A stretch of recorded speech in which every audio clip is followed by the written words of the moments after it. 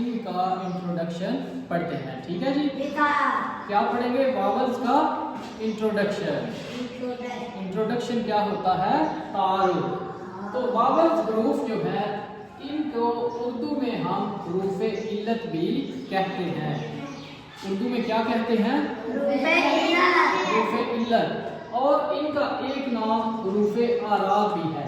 हरूफ आराब। वावल्स को उर्दू में हरूफ इल्लत और हरूफ आराब भी कहते हैं।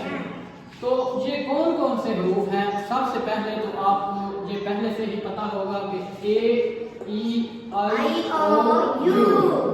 इनको पढ़े जरा, ये कौन कौन से हरूफ हैं? ए, ई, आई, ओ, यू। जी शाबाश।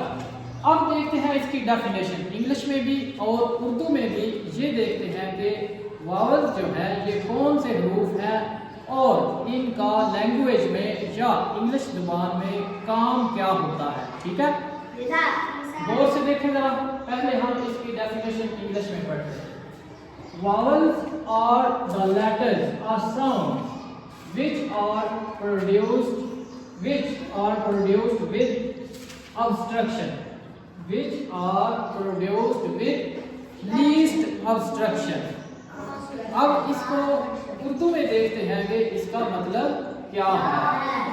देखिए जरा गौर से।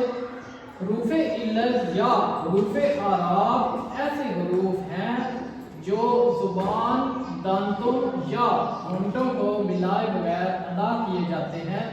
ये हरूफ ज़ेर, ज़बर और पेश की आवाज़ पैदा करते हैं। एक बार फिर देखें जरा।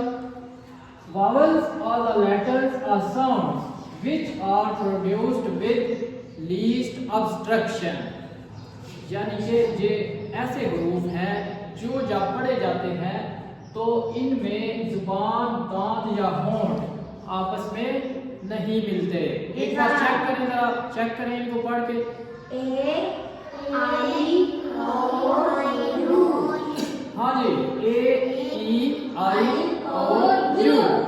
आपने देखा है कि इसमें जुबान, दांत और होंठ इतनी ज्यादा हरकत नहीं करते या आपस में नहीं मिलते। आपके मुंह से या गले से आने वाली जो हवा है उसको ये नहीं रोकते। ठीक है, मिसाल के तौर पर कॉन्सोनेंट्स में ये होता है। मिसाल के तौर पर एक लफ्ज़ आप कहते हैं बी, बी, इसमें आपके होंठ मिल रहे हैं।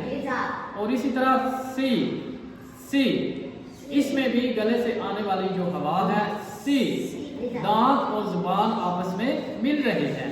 तो इसी तरह एफ, एफ, एफ, एफ में दांत और होंठ आपस में टच हो रहे हैं, लेकिन ये जो वावल्स हैं इनमें ये टच एक दूसरे से नहीं होते। ठीक है, तो ये बात याद रखें कि हरूफ इल्लत या हरूफ आराब ऐसे हरूफ हैं जो जुबान, दांतों या होंठों को मिलाए बगैर अदा किए जाते हैं।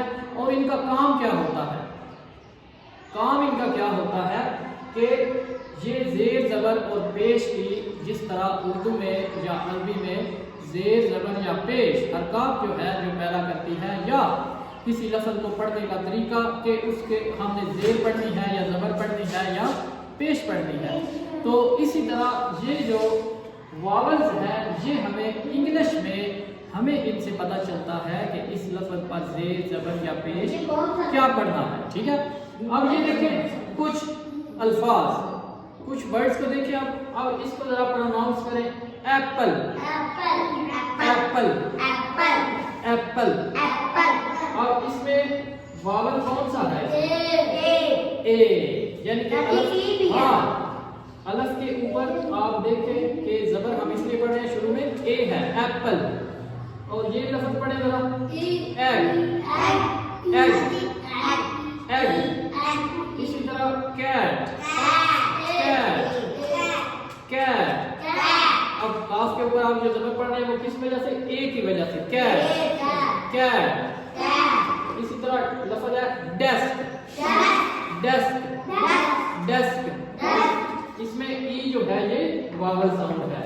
इसी तरह ink, ink, ink, ink. Fan, fan.